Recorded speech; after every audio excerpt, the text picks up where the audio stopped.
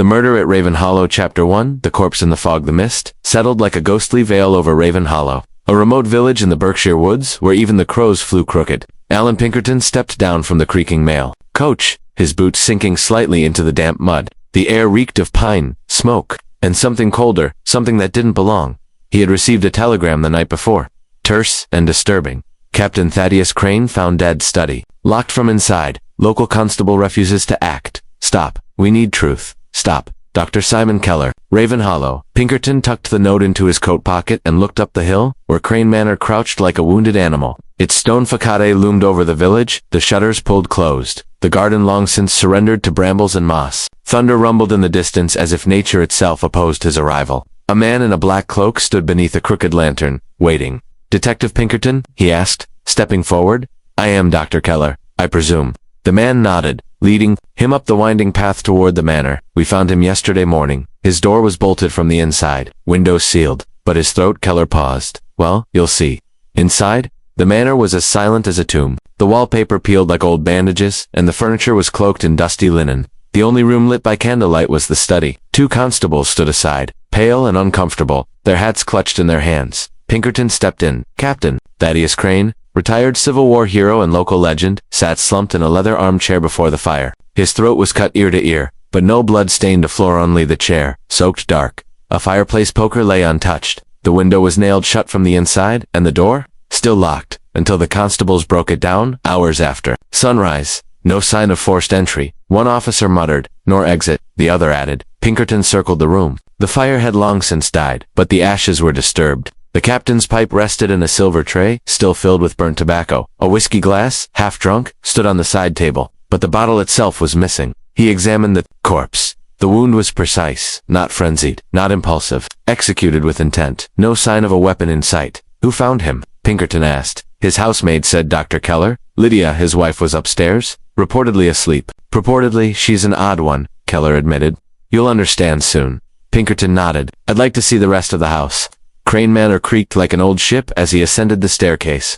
On the second floor, he was led to the widow's quarters. Lydia Crane sat upright in a high-backed chair, a black veil over her face, though no funeral had yet been held. She didn't rise when Pinkerton entered. "You're the detective," she said, her voice dry as dust. "I am.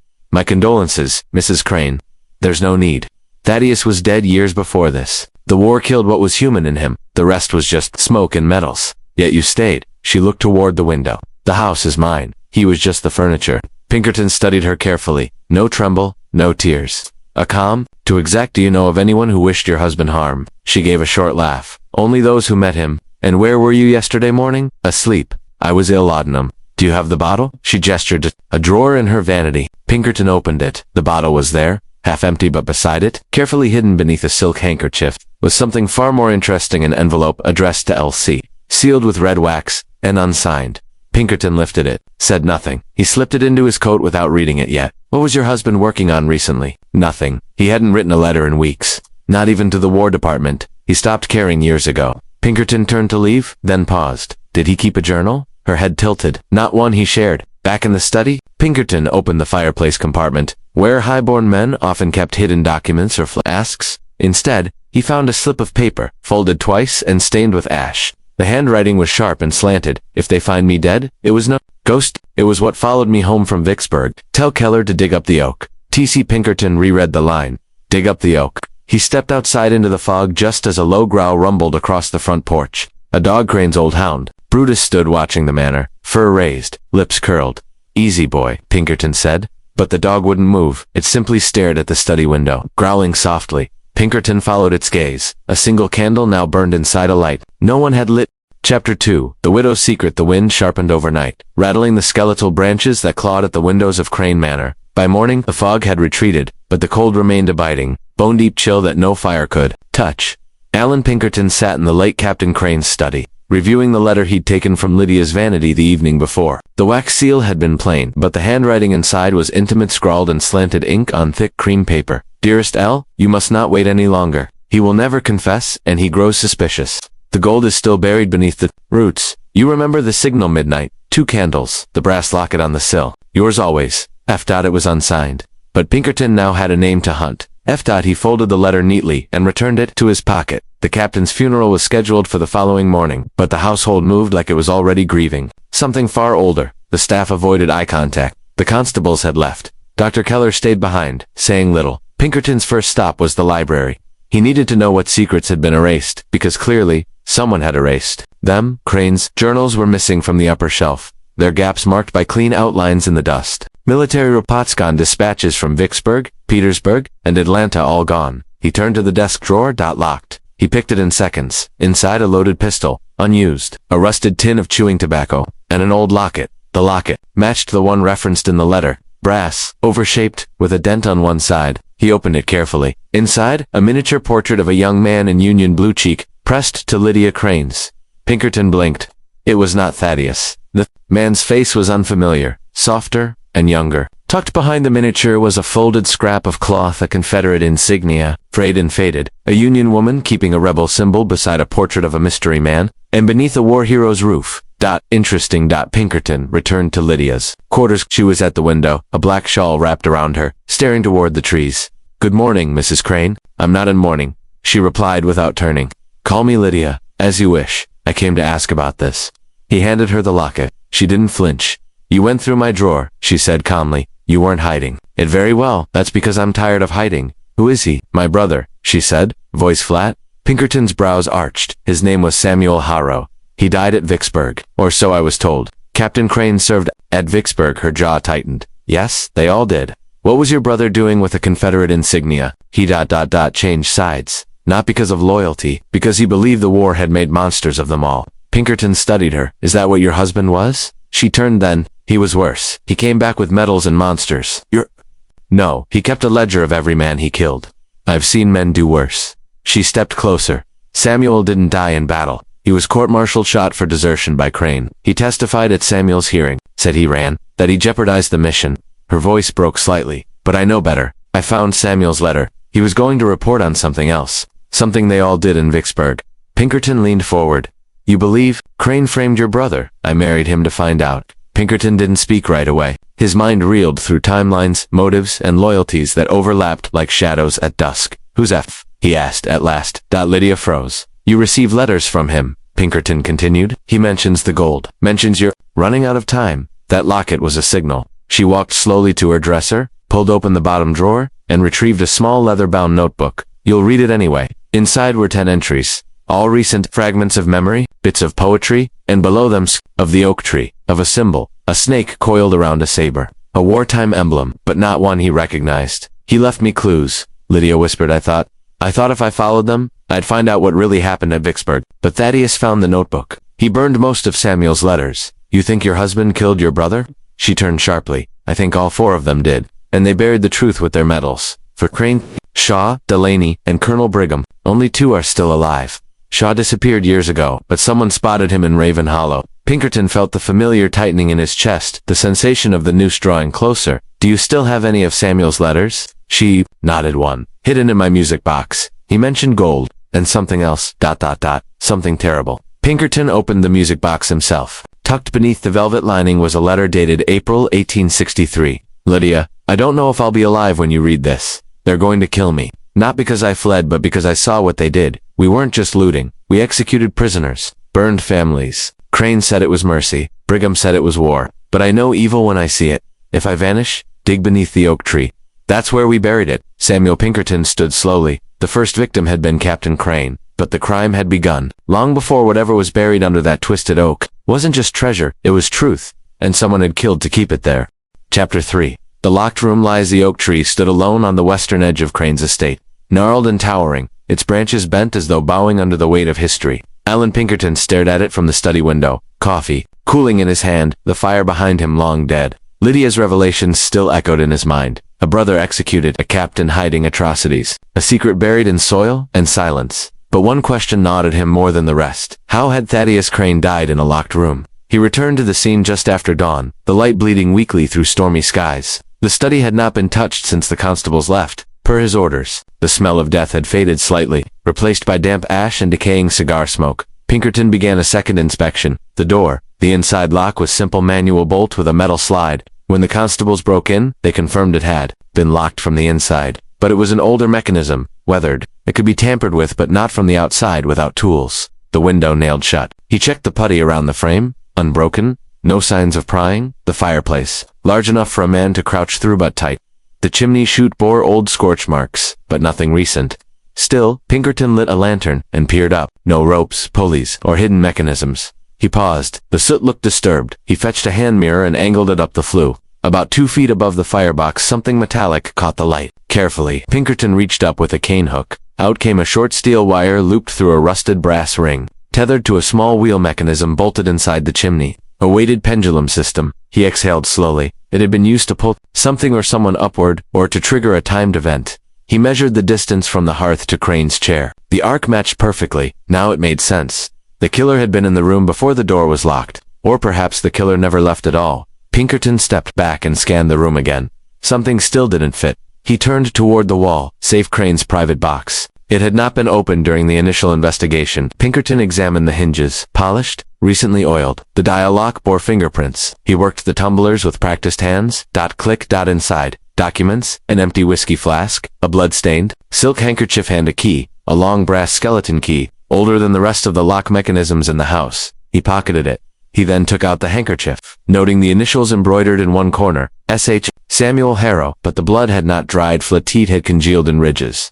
Not a nosebleed or a scratch, a wound that had bled freely. He folded it and tucked it into his satchel. As Pinkerton left the study, Brutus the old dog began barking. From the hallway, the animal stood at the foot of the stairs, hackles raised. "What is it, boy?" Pinkerton asked. The dog bolted down the hall, toward the servants' wing.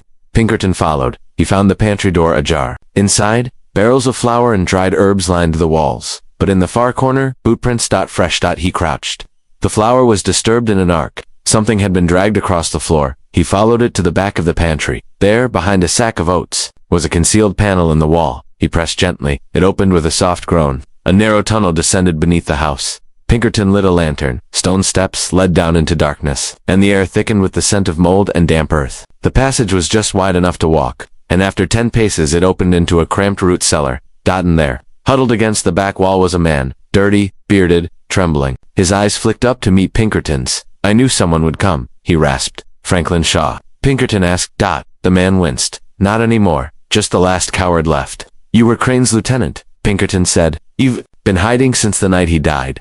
"He found me," Shaw whispered. "He said it was time to pay for Vicksburg. But then he said he'd changed his mind, wanted to confess. And you killed him to keep him quiet." Shaw laughed bitterly. "No, I didn't kill him. That was her." Pinkerton narrowed his eyes. "Lydia." "No, the girl. The one with the letters." Pinkerton's stomach tightened. "What girl?" "She came last week. Said she was Samuel's daughter. She knew everything. Said if Crane didn't tell the truth, she disappeared the next day." Pinkerton gritted. His teeth? "Where is she now?" Shaw shrugged. "I don't know. But Crane was scared. That's why he locked himself in. He thought someone would come for him, and someone did." Shaw slumped against the stone. "I only hid because I knew they'd blame me. I didn't kill him. But someone didn't. They knew how." Pinkerton believed him. The tunnel, the pulley, the wire. This had been planned. Precision over panic. Back upstairs. He emerged into the hallway to find Lydia waiting. "I heard the dog barking," she said. "Did you find something?" "Yes," he replied slowly. "A man, Shaw. Alive and afraid." Her eyes flashed. "Then he can finally talk." "He already has." She folded her arms. "Then you know what I do?" "No," Pinkerton said. "I know less." "Who was the girl who visited your husband last week?" Lydia blinked. "Girl?" "Samuel's daughter." She shook her head. "He never had children." Pinkerton stared at her. "Then someone's lying," he murmured. "And someone else is still hiding." He turned back to the window. The oak tree waited, and beneath it answers that could no longer wait. Chapter 4. Echoes from the war. The sky over Raven Hollow, darkened by afternoon, veiling the sun behind gunmetal clouds.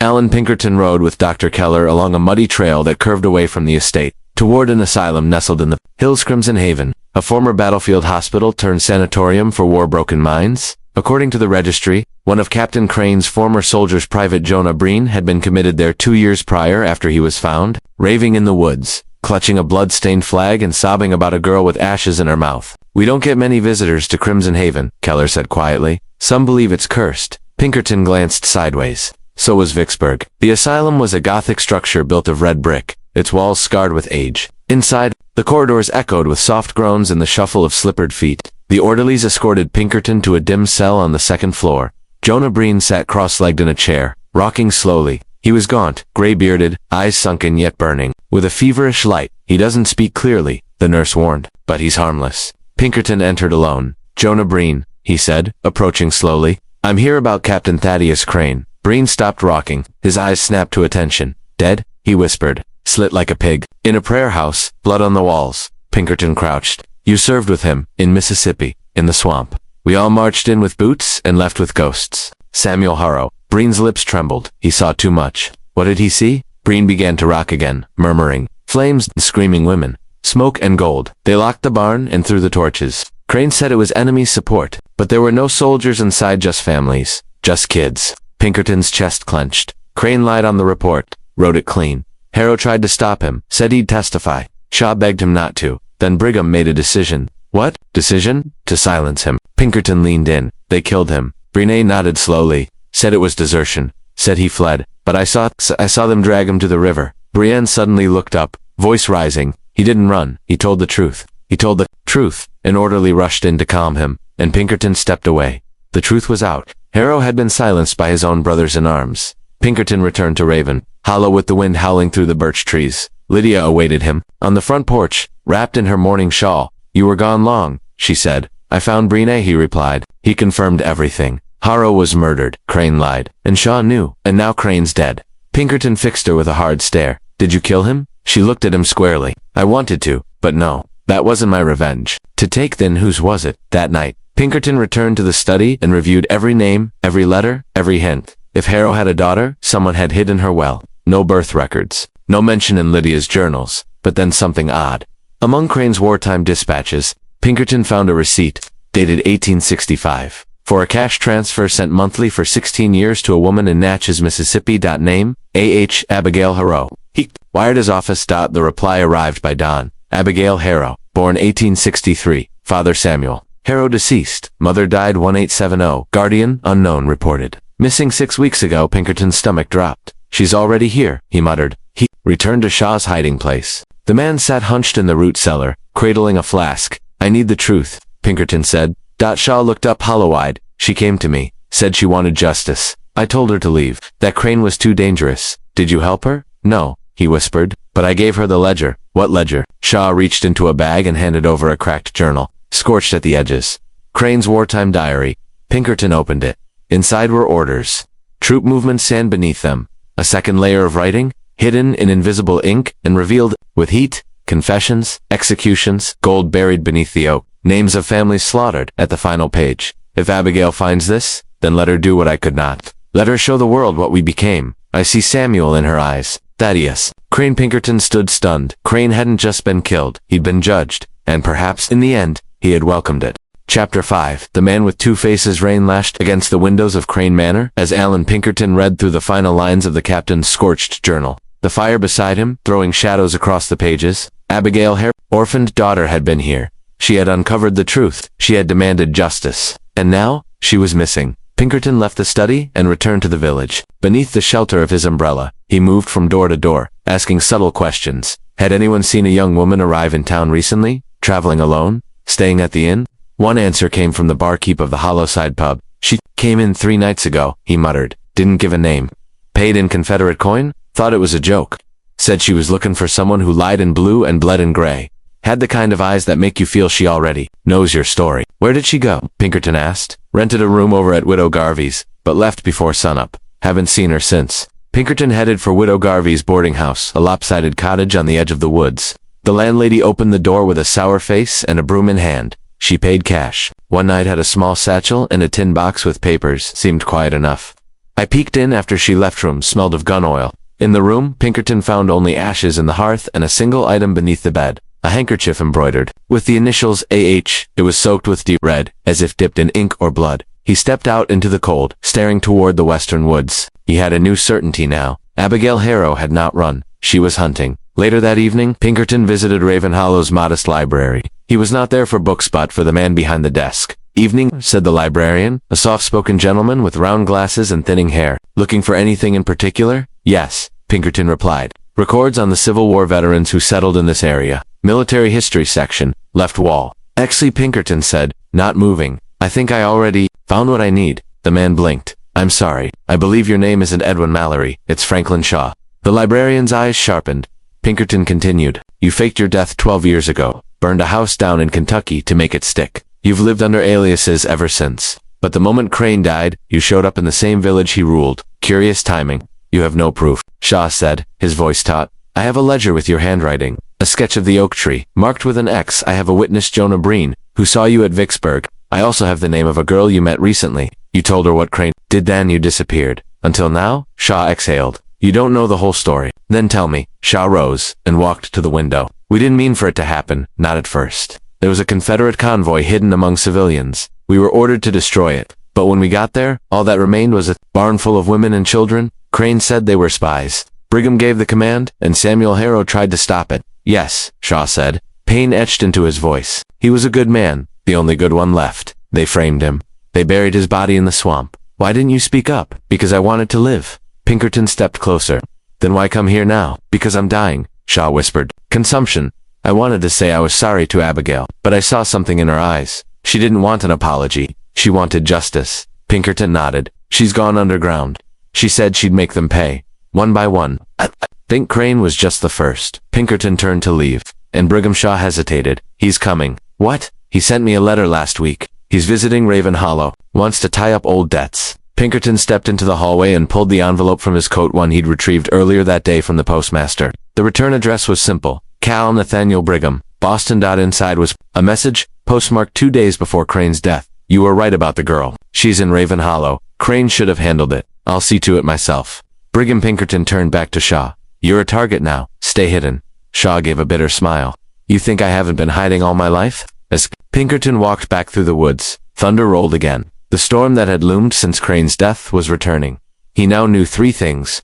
Abigail Harrow was seeking vengeance, Brigham was coming to stop her, and someone, perhaps both, would die before morning. He reached the oak tree just as lightning illuminated its twisted roots. Time to dig. Chapter 6. Beneath the oak tree. The oak tree was older than any house in Raven Hollow. Its bark scarred and knotted like the spine of time itself. Allan Pinkerton stood beneath its gnarled branches just after midnight, spade in hand, the wind, thick with rain and the crackle of distant thunder. A lantern swung from a nearby branch, casting flickering light across the wet ground. Brutus, the old hound, sat nearby, eerily silent, watching the roots. Pinkerton began to dig. The ground was stubborn.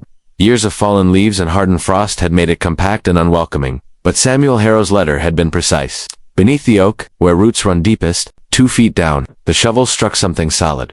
Pinkerton knelt and cleared away the mud. A rotting wooden strongbox emerged, bound in iron bands and wrapped in a shredded canvas, flag blue and gray stitched together. The symbolism wasn't lost on him. He pried it open. Inside, a rusted Union issue bayonet, a bundle of old sealed letters marked EH and SH, a Confederate officer's pistol, a cracked photograph of 4 men in uniform: Crane, Brigham, Shaw, and Samuel Harrow, and beneath it all, gold. Confederate bullion, stamped with Southern mint markings, sealed in wax. Stolen war treasure loot, taken not from an enemy, but from innocent civilians under the guise of victory. Pinkerton lifted the letters. They were testimony. Harrow's hand again, his accounts of what happened at Vicksburg, how Brigham ordered executions, how Crane reported false dispatches, how they buried the gold to hide the theft, and how they had agreed to keep it buried unless one among us betrayed the rest. Samuel had refused, and died for it. As Pinkerton stood, thunder boomed overhead, and from behind him came the unmistakable click of a revolver. He froze. I thought I'd find you here. He turned slowly. Colonel Nathaniel Brigham stood 10 feet away beneath a black umbrella, his silver hair slicked back, his eyes cold and still. In his gloved hands was a Colt Navy revolver. Mr. Pinkerton, Brigham said with a smile. Dig like a soldier. Didn't realize I had an audience. I prefer to arrive at the climax. Saves time. You came to kill Abigail Harrow. Brigham cocked his head. If I had to. She's not here. Pity then you'll have to do. Pinkerton kept his hands raised. Why not just leave? The gold's not worth dying for. Brigham stepped forward. It's not about the gold. It's about history. Do you know how long I've kept this war buried? This truth? We gave them a narrative of heroes and banners. If they learn we were just butchers and thieves, they'll learn the truth. Pinkerton cut in. Because I've already mailed copies of this ledger to 3 newspapers and the War Department. Brigham's eyes darkened.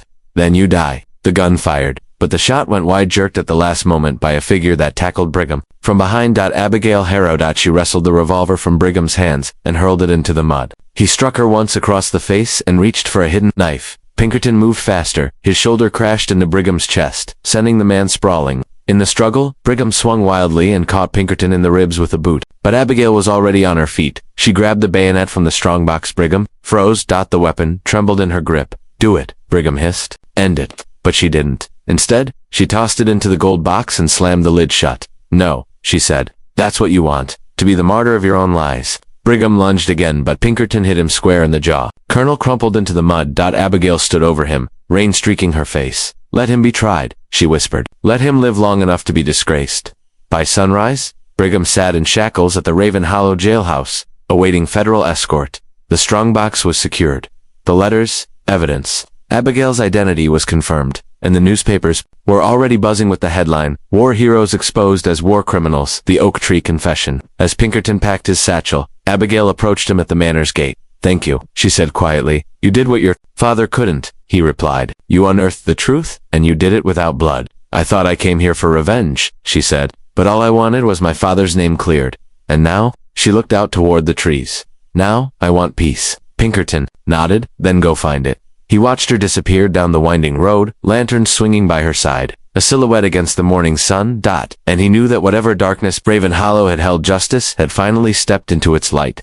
Chapter 7. The final reunion. News of Colonel Brigham's arrest spread like wildfire. In Boston, veterans burned old banners in protest. In Washington, senators whispered in corridors about what else might still lie buried beneath the laurels of war. But in Raven Hollow, the townsfolk watched in silence as a U.S. Marshal's coach rolled out of town, carrying Brigham in chains and Shaw in witness custody, their shadows cast long behind them.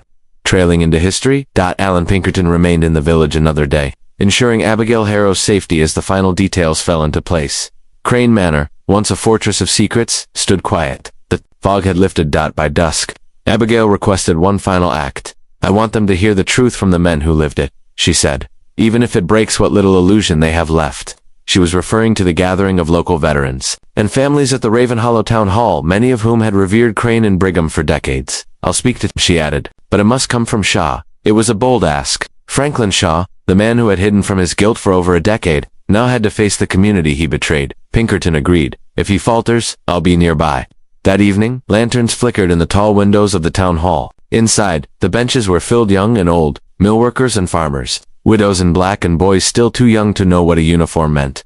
Pinkerton stood in the wings as Franklin Shaw, gaunt and pale, stepped onto the podium. The silence was heavy, like the stillness before thunder. "My name," he began, voice hoarse, "is Franklin Shaw. I served in the 93rd Infantry alongside Captain Thaddeus Crane, Samuel Harrow, and Colonel Brigham." He paused. "And I come to tell you the truth." Over the next 30 minutes, he described what happened at Vicksburg, not the tale immortalized in letters and memorials, but the one buried beneath the oak tree. He spoke of the barn, the civilians, the looted gold, the orders that came not from desperation but greed, and the silencing of Samuel Harrow, the only man among them who'd spoken against it. Gasps, tears, stony silence. Then Abigail stepped forward, her eyes blazing. "My name is Abigail Harrow," she said. "My father died for trying to tell the truth. I came here for justice, and I found it not through a gun, but through proof, through courage, through men like Shaw who were willing to step out of the shadows." She held up one of the letters. "These are the words they tried to bury. But Raven Hollow has a right to know what kind of men they truly were, and now you do."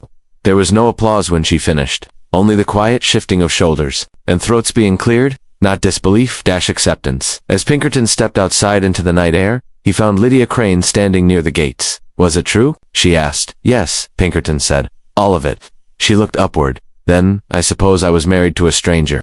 Pinkerton said nothing. Some truths were too sharp for comment. She turned to leave. "Thank you, Mr. Pinkerton, for finishing what should have been done long ago." Later that night, Pinkerton sat at the desk in his rented room, pen in hand, writing a report for the Pinkerton Agency archives. Case title: Murder at Raven Hollow. Primary victim: Captain Thaddeus Crane. Killer: unknown, presumed Abigail Harrow. By intent, though not by act. Confirmed motive: wartime cover-up, personal revenge. Blackmail evidence secured: ledger, letters, Confederate bullion. Survivor testimony. Outcome: truth revealed, perpetrators exposed, victim redeemed. Status closed. He signed his name and closed the file. But as he did, a knock came at the door. "Abigail, I wanted to say goodbye," she said. "Where will you go?" "South, perhaps. Back to Mississippi, to visit where my mother died. To start over. You've earned that." She hesitated, then handed him a folded note. "For the next time someone needs you," she said. "My father always said, truth doesn't rest. And neither do you." She walked away into the night, her lantern bobbing softly in the distance.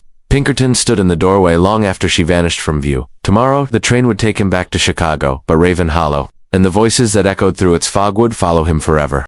Chapter 8. Justice for the Damned. No fell on Raven Hollow. The morning Allan Pinkerton boarded the westbound train. The station platform was quiet, its wooden boards slick with frost. As the locomotive hissed and groaned to life, he took one final look at the village no longer shrouded in fog, but laid bare in wintry light. He opened his satchel and removed the sealed envelope Abigail had handed him the night before. Written in fine, slanted script were 4 words, for those still hiding. Inside, a list 4 names, most crossed out. One remained untouched, Reverend Elisha Mortem. Salem, Indiana. Beneath it, a single sentence. He gave the blessing before they lit the fire. Pinkerton exhaled. Even now, the truth reached out. Like a hand through a grave. He tucked the paper away. There would be no rest, not yet. 3 weeks later, in Chicago, Pinkerton presented his full report to the agency's Eastern Bureau. The case drew praise and skepticism. A like military brass demanded redactions, but the War Department had no choice but to acknowledge the facts. The Raven Hollow expose, serialized in the New York Herald, became the most treated investigative account of the decade. Abigail Harrow's name stirred debate in salons, courtrooms, and veterans' halls. But justice had already done its quiet work away from headlines. Franklin Shaw, though terminally ill, testified before Congress. His words helped launch a subcommittee inquiry into Civil War war crimes. He died 2 months later in a soldier's hospice, buried not with medals but with a folded note from Abigail in his pocket. You finally stood. Colonel Nathaniel Brigham, stripped of his honors, was sentenced to life in federal prison. He died 5 years later behind bars. His final years spent alone, shunned even by the military establishment he once commanded. As for Lydia Crane, she sold the manor and vanished. Some said she joined a sanitarium in Maine. Others believed she drowned herself in the Black Hollow Marsh. No proof ever surfaced. In Abigail Harrow, she was last seen boarding a steamer to New Orleans under the name Clara Vicks. Reports followed, always vague, always distant. A woman who set up reading schools for freedmen in Mississippi. Another who exposed corruption in the Delta River Police. But no one ever confirmed her identity. Some believed she became a ghost, others called her a legend. But Pinkerton knew the truth. She had simply become what her father could not. Spring 1874, Chicagoan, the archives of the Pinkerton Detective Agency. A special red-sealed case file sits preserved in a cedar drawer. Title, Murder at Raven Hollow. Status, solved evidence, buried oak strongbox. Harrow letters, Crane confession, war diary filed by a Pinkerton Nat. The bottom of the file is a quote, handwritten by Allan Pinkerton himself. Justice does not shout. It waits, watches, and knocks when the house is quiet. Even when truth lies beneath the roots, it grows. And beside that, clipped to the page, is a pressed oak leaf brown, veined eternal.